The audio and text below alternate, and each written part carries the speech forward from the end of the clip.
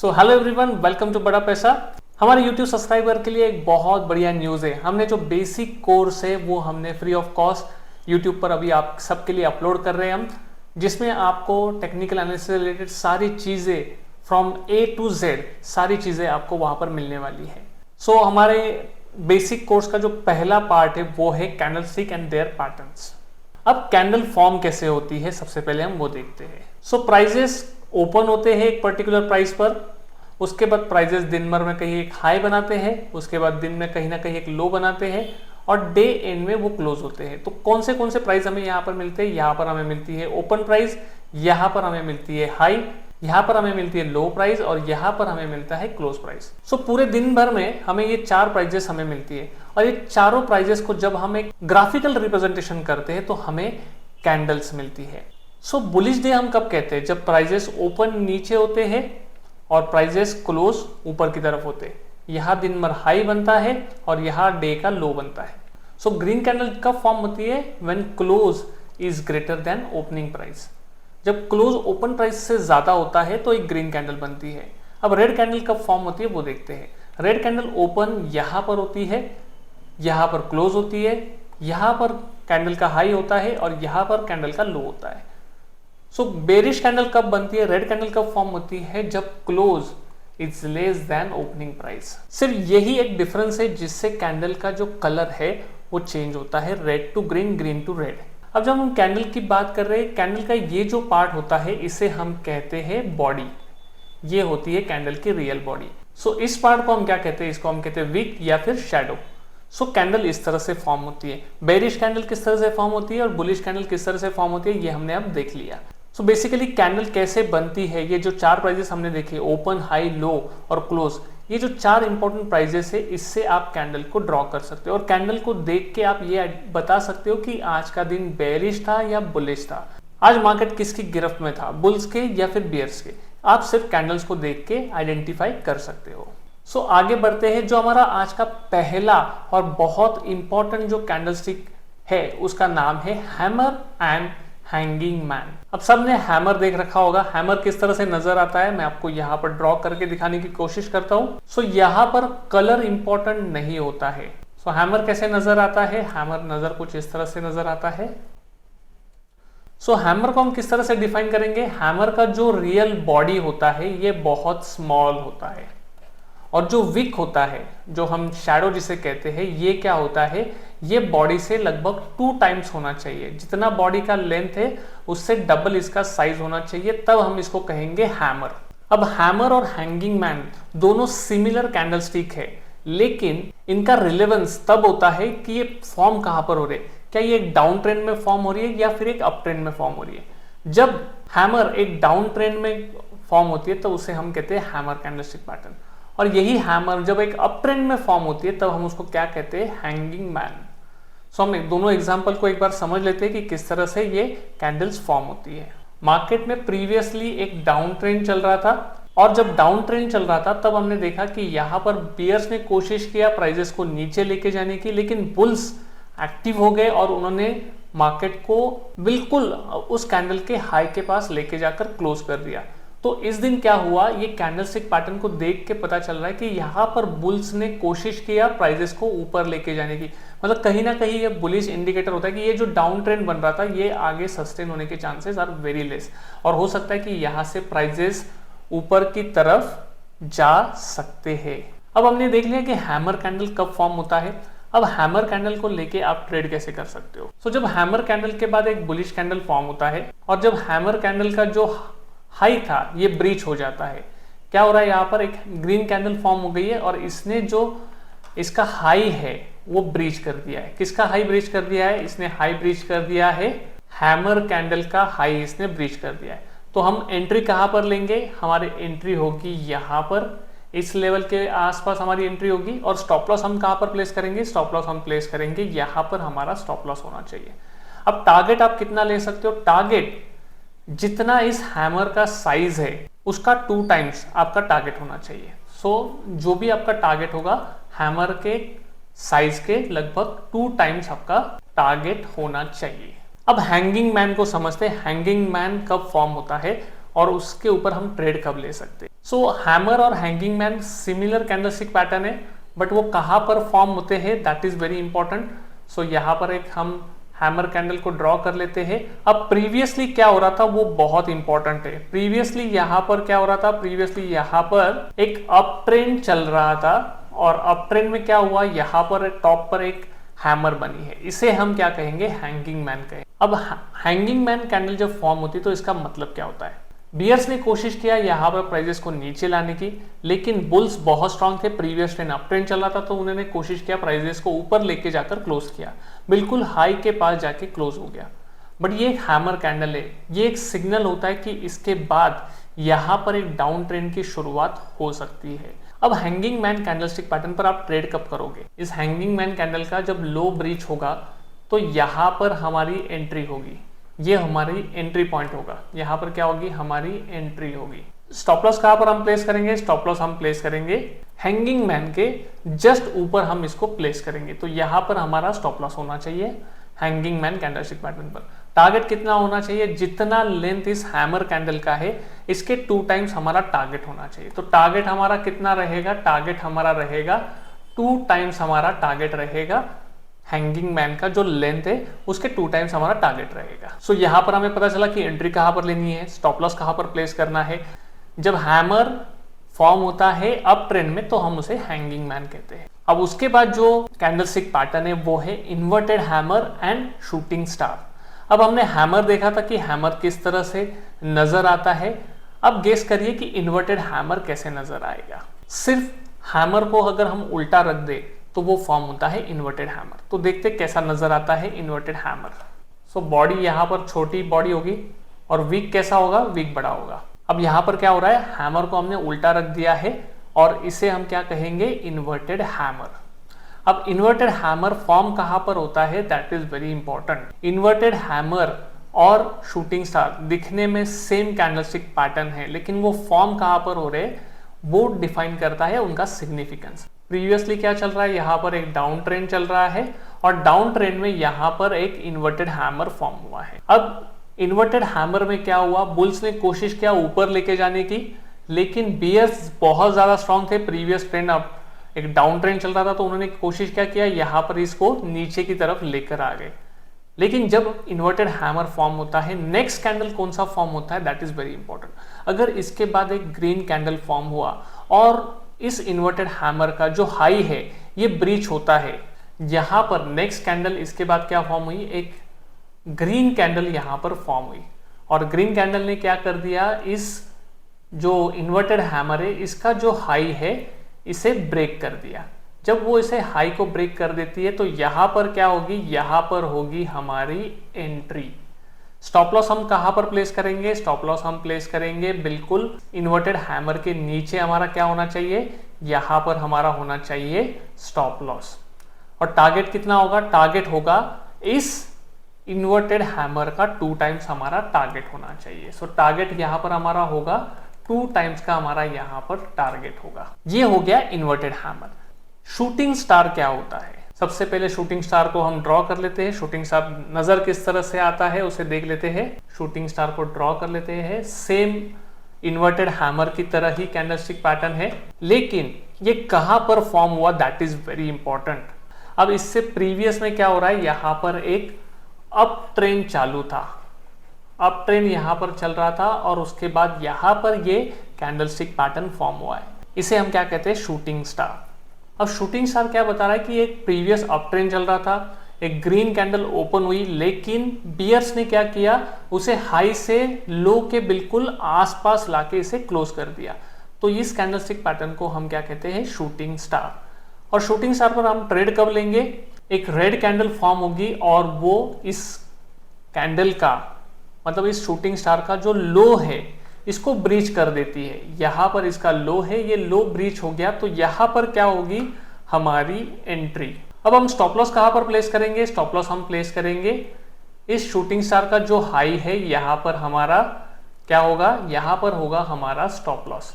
और टारगेट कितना होगा, टारगेट होगा शूटिंग स्टार का जितना लेंथ है उसके 2 टाइम्स हमारा टारगेट यहाँ पर होना चाहिए। सो टारगेट क्लियर है, स्टॉप लॉस क्लियर है, एंट्री क्लियर है। सो अभी हमने 4 कैंडलस्टिक पैटर्न देखे। सबसे पहले हमने देखा हैमर और उसके बाद देखा हैंगिंग मैन, उसके बाद हमने देखा inverted hammer and shooting star. So दोनों पैटर्न में अगर कोई कंफ्यूजन होगा तो वीडियो को दोबारा देखिएगा। बहुत इंपॉर्टेंट कैंडलस्टिक पैटर्न है और आपको ये फ्रीक्वेंटली आपको ये नजर आएंगे चार्ट्स में। सो आगे बढ़ते हैं। अगला जो कैंडलस्टिक पैटर्न है वो है बुलिश एनगल्फिंग। अब बुलिश एनगल्फिंग का मतलब क्या होता है? एक ऐसी कैंडल जो अपने प्रीवियस कैंडल को पूरी तरह से एनगल्फ कर लेती है, मतलब पूरी तरह से खा जाती है, और ऐसी कैंडल को हम क्या कहते हैं? Engulfing candle. अब एनगल्फिंग कैंडल 2 तरह की होती है, एक बुलिश एनगल्फिंग जो भी हम देखने वाले हैं, और इसके अलावा और एक पैटर्न होता है that is called bearish engulfing जो हम आगे देखने वाले हैं। मार्केट में एक डाउन ट्रेंड यहाँ पर चल रहा है और ऑल ऑफ सडन क्या होता है? एक पॉजिटिव न्यूज आती है और उसके बाद सडनली मार्केट का जो बिहेवियर है वो चेंज हो जाता है और यहाँ पर एक बड़ा सा ग्रीन कैंडल यहाँ पर फॉर्म होता है। इस ग्रीन कैंडल से पहले जो प्रीवियस रेड कैंडल यहाँ पर फॉर्म हुई थी उसको इसने पूरी तरह से एनगल्फ कर लिया है। एनगल्फ का मतलब क्या होता है? उसका बॉडी और उसका जो विक है इसको पूरी तरह से इसने एनगल्फ कर लिया है। और जब बुलिश एनगल्फिंग कैंडल फॉर्म होती है तो इसका जो विक होता है ये बिल्कुल छोटा होगा या फिर बिल्कुल भी नहीं होगा। सो इसने क्या किया है? प्रीवियस कैंडल को पूरी तरह से खा लिया है और इसे हम क्या कहते हैं? Bullish engulfing. अब बुलिश एनगल्फिंग पे हम ट्रेड कब ले सकते हैं वो देख लेते हैं। बुलिश एनगल्फिंग कैंडल पे हम ट्रेड तब लेंगे जब नेक्स्ट कैंडल इस बुलिश एनगल्फिंग के हाई को ब्रीच करती है।